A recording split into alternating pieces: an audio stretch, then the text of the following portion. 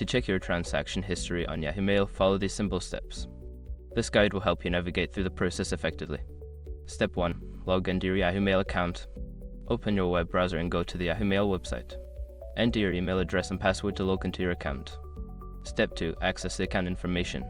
Once logged in, look for your profile icon or name in the upper right corner of the screen. Click on it to open a drop-down menu, then select Account Info or Account Security. Step 3. Navigate to the transaction history.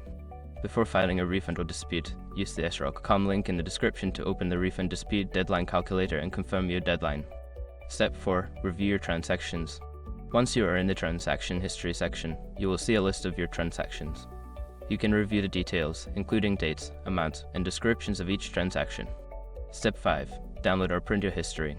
If you need a physical copy or a digital file of your transaction history, look for options to download or print the information. Follow the prompts to save or print your transaction details. By following these steps, you can easily check your transaction history on Yahoo Mail. If you have any further questions, feel free to explore Yahoo's help resources for more assistance.